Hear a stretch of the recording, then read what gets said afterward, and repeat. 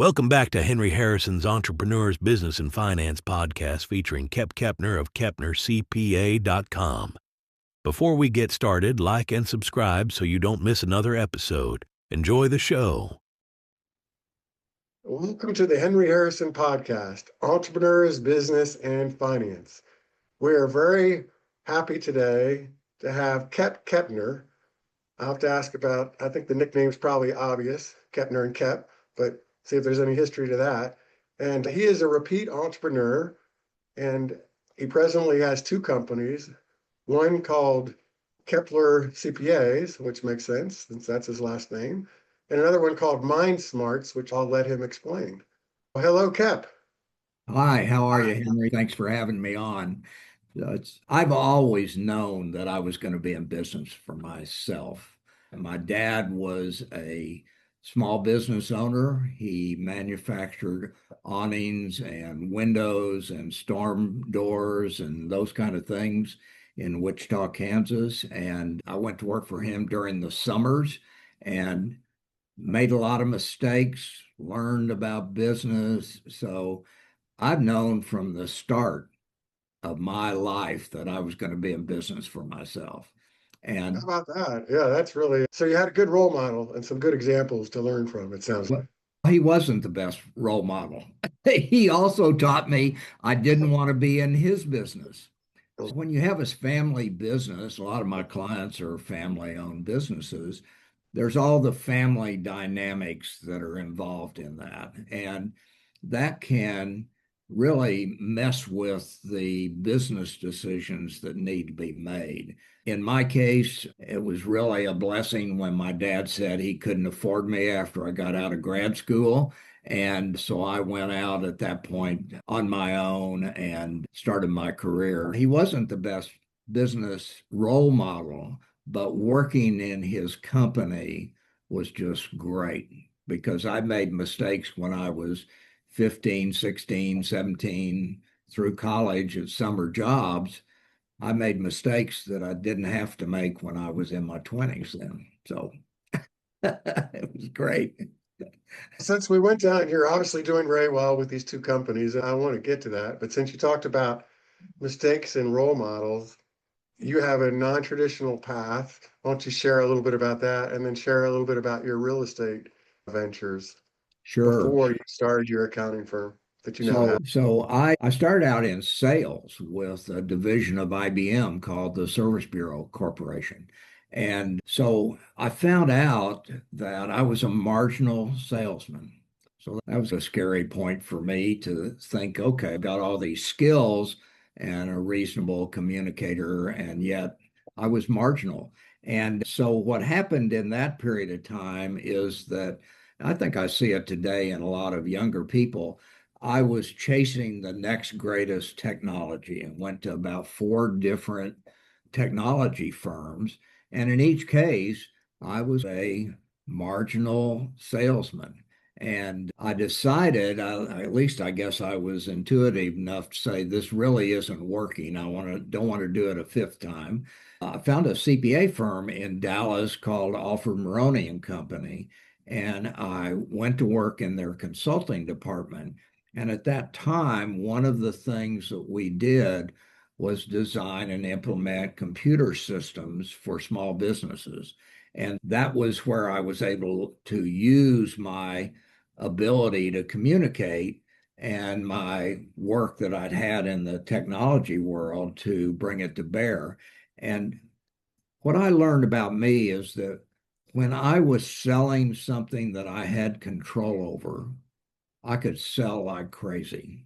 It was when I sold something for somebody else that I was marginal. So I don't know what that tells about me, but when I went to work for Alfred Maroney and Company, all of a sudden I was able to sell all kinds of business. I think it had to do with the fact that whenever I said something to a client, I could make sure it happened. And that wasn't always the case in other jobs I had. So we Makes merged a lot of into, sense. say again? That makes a lot of sense. Yeah. Yeah, we merged into Arthur Young and I became an Arthur Young partner. So everybody thinks that's the pinnacle of success in the accounting world. For me, I didn't belong there. They were working with the companies like TI and other large companies here in Dallas.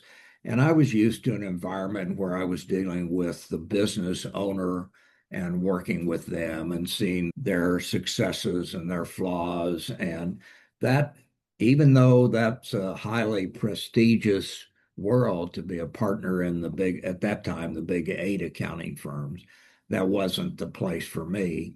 So I raised a bunch of venture money, bought a company that built bank buildings. And that was something to stray from my consulting activities. And the tax law changed. And at the time I entered that marketplace, they were building new bank buildings everywhere, and they were building real estate everywhere. And we hit a downturn in the real estate market. So if somebody wanted a new bank, they would just go at the end of some shopping center that was unleased, put a drive in there, and they'd be in business. They didn't need a bank building of their own. So I was in a business. I had six venture partners. At that time, the lead investor was the 20th largest bank in the US, Republic Bank here in Dallas. And there were five other big venture firms that backed the purchase of this business. And it was the wrong business at the wrong time, or the right business at the wrong time, or something like that. And the reality is the market dried up and we were unable to shift well enough to another marketplace. That was a really interesting time. I remember when we closed that business down, we still had assets and it wasn't typical. We didn't go bankrupt, but these wonderful venture capitalists who were all in favor of this deal, at the end, they just wanted me to sign some note for, in that case, it was like $200,000, and said, we want you to sign this note just in case you make some money in the future. We want it. So when they earned the name Vulture Capital in that case, and when you think about what happens to business owners and entrepreneurs using third party money, what really happened, in addition to the market change, which was significant, And let me my just sponsor, interject for those that don't know. This was in the 80s in Texas, yeah, late 70s, yeah, 80s. late 70s, 80s. And that was a time when they had savings and loan crisis, and Yes. there were mass, and you didn't go bankrupt, as you said, there were mass bankruptcy. And in fact, famously, former governor and Treasury Secretary John Connolly filed for personal bankruptcy. So if you got a former governor and people at that level, sometimes no matter how smart you are, or who you know, or where you are, it can be bad if you're not really well protected. How many buildings did you build and Probably finish built out? about 30 buildings. 30 buildings. And so Yeah. you were dealing with a lot more than $200,000. Yeah, but at that time, that was over the course of several years, and it was But they the wanted that last 200, which was be worth more like half a million today, or maybe a million today. maybe a million probably. Yeah. So they were looking out for themselves. I learned a couple of other really great things that people ought to know. My sponsor was at Republic Bank. He was the guy that brought me in to meet the people and decide that they wanted to do this deal. And Republic Bank merged with InterFirst Bank. And when they did, InterFirst had a bigger merger and acquisition program than Republic did. So my sponsor was looking out for himself. He didn't want to carry something in to the new bank that might reflect on him later. So it really got down to that. It was the marketplace for sure, but it got down to that single person that was trying to cover his own butt when he was going to be merged into somebody else. And so you have to look at all these kind of things when you use outside parties. And that's what happened to me.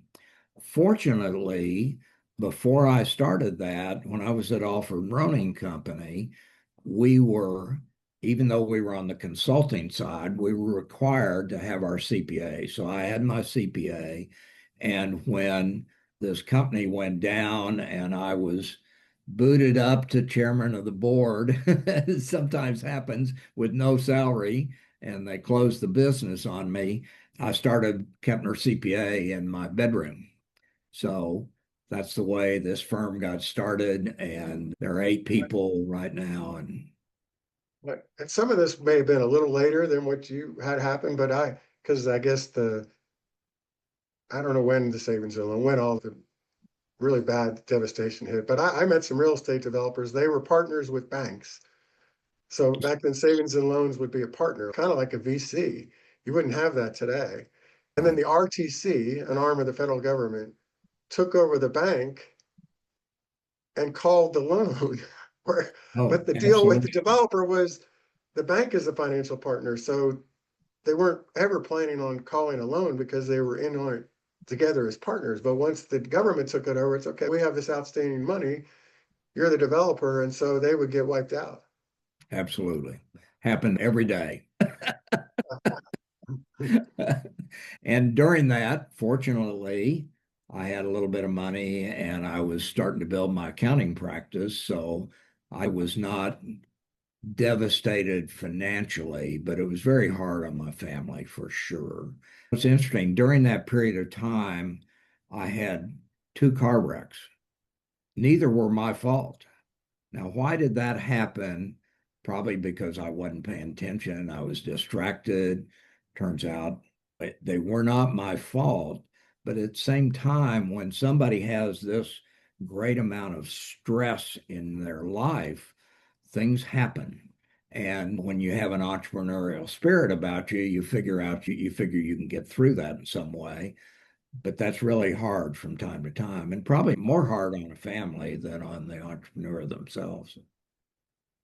That is really, I was just going to say that had to be a very stressful time, but your sense of persevering and optimism and can do, smart, whatever, pulled you through that. Probably also the support of your family, Yeah, even though well, they were it having a hard was, time. I lost my family during that time. Oh, Went through a divorce. That's what happens sometimes in all of that. yeah, So yeah. it's a difficult time. And most people, the word today, vulnerability, has a really bad meaning to a lot of business people. They don't want to be vulnerable. But I've subscribed to Brene Brown, who says that vulnerability is the most measurable action of courage that exists.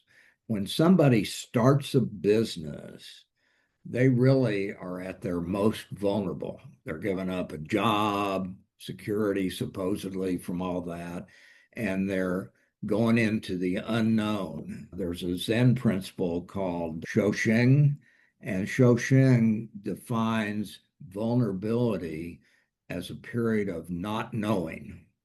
And so the entrepreneur is somebody who really, as it is at their greatest strength, when they recognize their vulnerability, their not knowing, and they go out and risk whatever they have, their own individual psyche and money and effort. They risk all of that to start a business. And business owners who are vulnerable, in my way of looking at it, they're vulnerable because they're starting a business, they're undergoing massive change like AI, they're at the end of their business career. They're thinking about selling their business, even the act of hiring employees. All of these actions that entrepreneurs take, they they're at a time of their greatest vulnerability because they don't know how it's going to turn out. But that's actually their time of greatest strength. So I think I was really vulnerable at the time I started the building company. And I was very vulnerable when I started my CPA practice in my bedroom with no clients. So that's pretty vulnerable right there. And I had to provide for my family during all that time.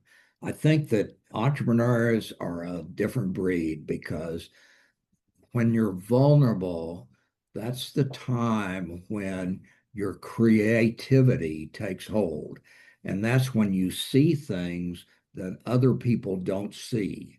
And that's what allows you to start that company or to build it or to grow it or eventually to sell it to somebody or pass it on. I'm a big believer in the American entrepreneur. I believe most of them build companies and can be trusted. I believe that they earn that trust and are trusted. I believe that the few bad apples that we see in the entrepreneurial world, they're only ruining the apples in their own barrel and they aren't ruining everybody else. And maybe it's because I'm an entrepreneur myself. I have such faith in the American entrepreneur and the small business owner. You have a lot of clients that are entrepreneurs and small business owners. I bet you have that perspective as well. Yes, you're right. I get to see things that work and don't work. And I see that in my clients. I probably have 700 clients. Some are CPA firms, so some are just tax clients, but probably 100 plus are small business owners, some with multiple businesses. And I can see the way they make decisions. I can see what works. I can see how to fix them and their families. And so I have a really good ringside seat at the entrepreneurial world. And one of the things that you offer is you have other value add services. So you say a certain number are just tax people. What are the other people? So the So others you're are just, providing just, yeah, you're yeah. providing just tax services, a tax return basically to, but then you have other services as well. I'm so proud, Henry. This year I only did one tax return myself. Yay! I'm really proud of that. We Well, start have a with team. You have a team, obviously, within your yes, I have a team company, here. people that work for you. And so Yes. you don't necessarily be the one that does it, but if they need advice or those kind of things, I'm sure they come to you. Yeah, we've trained our folks really well. And I've always felt like that when you're a CPA and you work with small businesses or any person, you have an opportunity to learn. It's not about the technicalities of accounting or doing a tax return or things like that. It's about learning how they exist in the life of your clients. We've got a really good learning opportunity for our staff here. And so we start with really strong accounting for our clients. And we add CFO level guidance and we add Mindsmarts high performance brain training for better decision making. And when I talk about Mindsmarts, people say, And let Kep, me just stop you 1 second to make sure. sure we make it clear, because I want to give a broad perspective for your accounting firm, because you help with software, you help with financial consulting, with business advisory, and MindSmarts is a part of that. MindSmarts is also a separate company. Yeah, And before we move on to MindSmarts, because I think I don't think I know, even your CPA firm your background is non-traditional. MBA, a salesman, we didn't even talk about you getting your MBA, but finance, then a construction company in real estate, then a CPA firm, started from scratch again. Your father was an entrepreneur. Talk a little bit about how I think most people think about it, a CPA firm. You pay the a tax return maybe a bit differently. You may just get a bill, but other services are a lot of times by the hour. For the most part, lawyers are that way too. But you've done something different.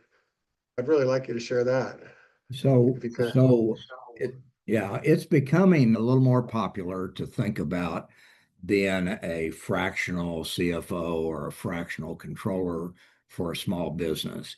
And so in those cases, we work on a retainer basis and we have to define what the workload looks like. But nonetheless, we become part of the company in the sense that we're their financial people. And I've always felt like I wanted the smallest business client we have to have available to them the same kind of financial knowledge that a Fortune 500 company has. because they can get that from us. And so I think sometimes entrepreneurs are unprepared for the financial side of their business. And so when we act in that role, then we become their financial vice president, so to speak. Now, it's a little different because we're still independent. We're not employees of that company, and that's really important. I've always felt like if somebody hired me to be their controller, that'd be a lousy decision because when you become part of the company as an employee, you become part of the problem. And so when you're an outsider helping in that arena, you have objectivity and you're serving other people, not just this single client. And so you have the platform to tell people the way you see it, and you have a chance to solve problems for a company instead of being part of it. That's the way we approach it for our clients. And then I think that leads in because obviously a company called Mindsmarts is probably not something most people think that they're going to be drawn to from their CPA. So you're bringing in more of a consulting, uh, I'll call that background, and then and company separate, but tied in with your CPA firm. I'll let you explain it because I'm not doing it justice. So thanks, Henry. It's not unusual for a business owner to be trapped in their own business. And maybe that's okay. If they're making 500,000 a year and living the life, then that's okay. But there are a lot of businesses that are making a nice living, but they've forgotten why they got in business in the first place. And they kind of lost that spark. One of the evidences of that is somebody goes home from work and they're tired, that's because they maybe worked hard and they're tired. If they go home and they're tired and they feel unfulfilled, then that's real evidence that they're kind of trapped by the business. And part of the reason they get trapped is I'll call it the I've got that syndrome. Most business owners, when they start their business, they say, some problem comes up and they say, I've got it. I've got that. And so what they do is they build this cage around themselves and they get trapped with busyness, with doing the same things they've been doing, trapped by the familiar. And so I've always had business owner clients. Everybody does. You have some that are thinking about being on a podcast, but never can pull the chain and get on the podcast with you. And so I've always had that. And I went to the Center for Brain Health at the University of Texas at Dallas. And I said, what do you have as a brain center for the healthy brain of a business owner?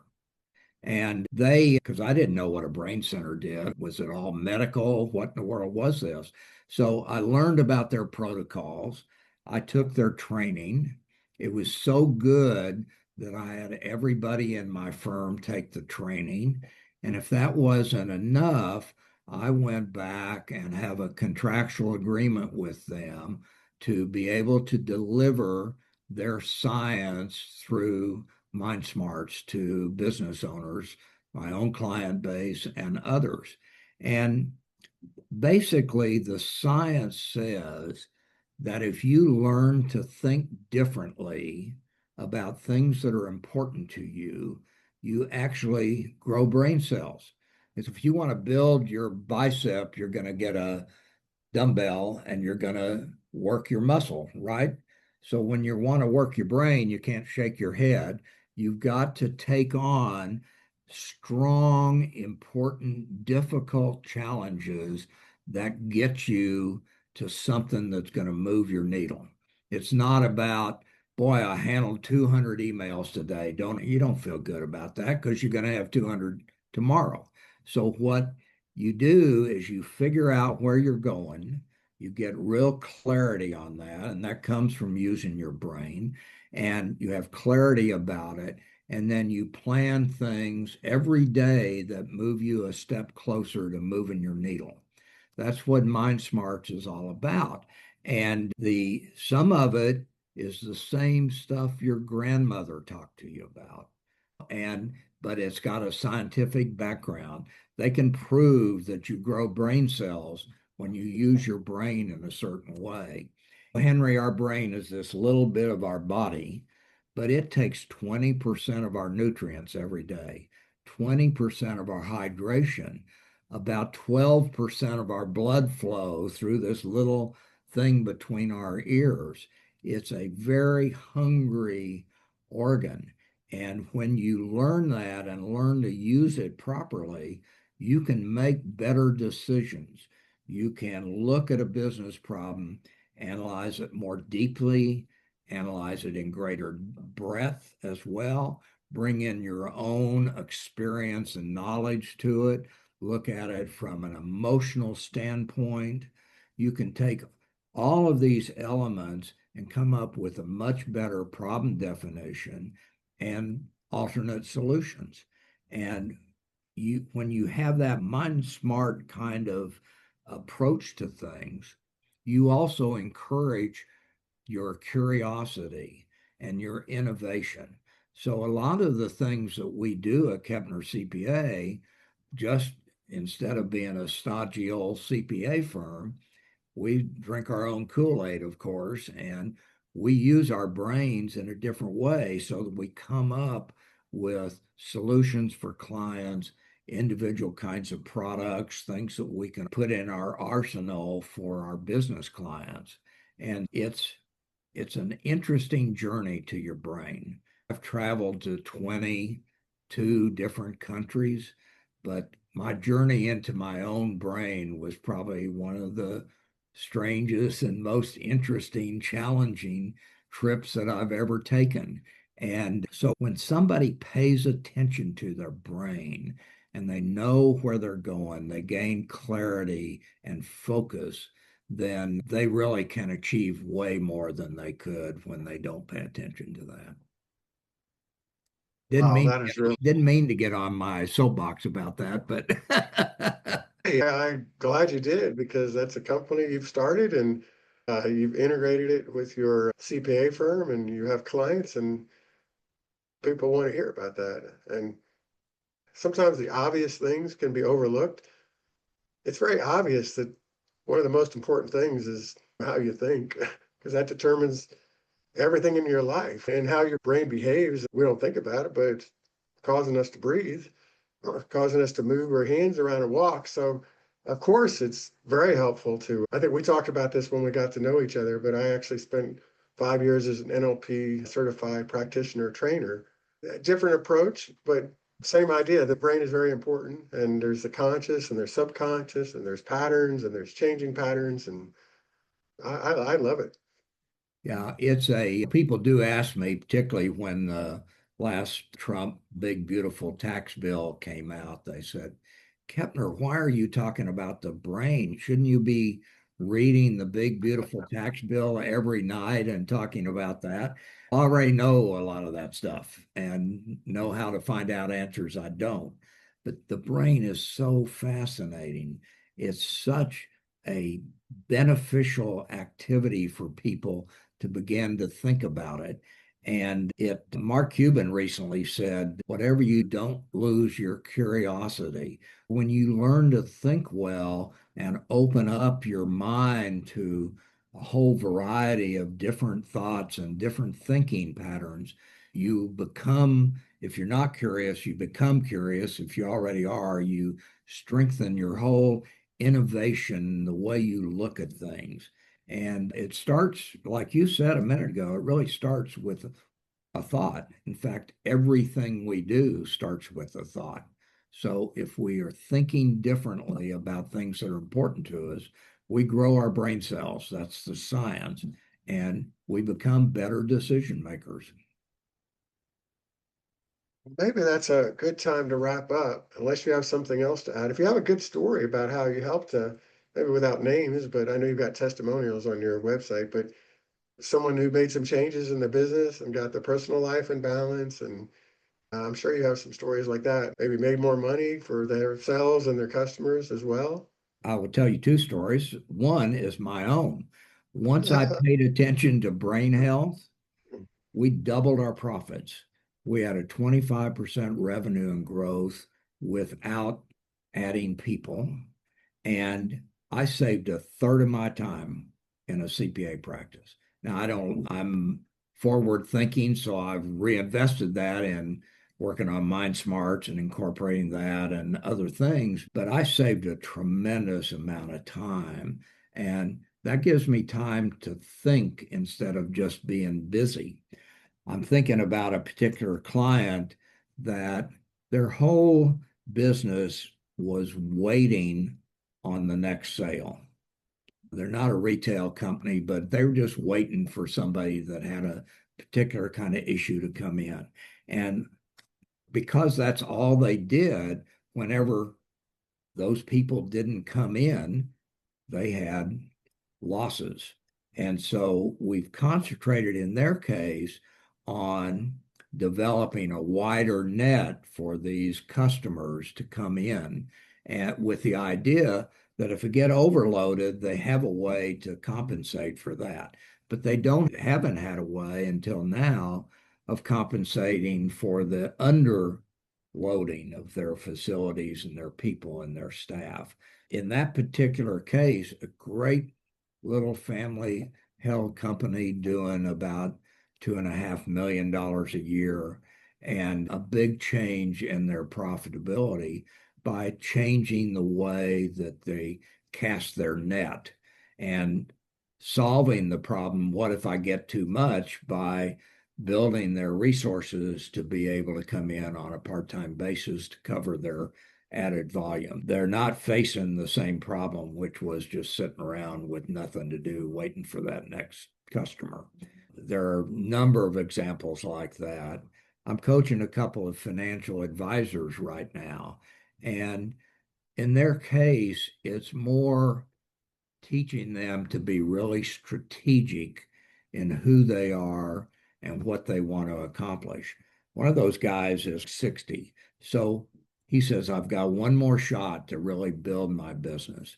And so we're defining what that one more shot looks like. And he's thinking strategically about his business rather than just selling the next client. So that's what happens. It's a shift in thinking to a more strategic long-term approach, and the great benefits come from it. Really fantastic. KepnerCPA.com, Kepner. And what a pleasure to spend some time with you on the podcast. And thank you for coming on, and look forward to talking to you soon. Yeah, thank you very much for having me. I appreciate it. Thank you. Thank you for watching Henry Harrison's Entrepreneurs, Business and Finance podcast here on YouTube. Remember to subscribe so you never miss an episode. You can also search Henry Harrison Podcast on your favorite podcast platforms.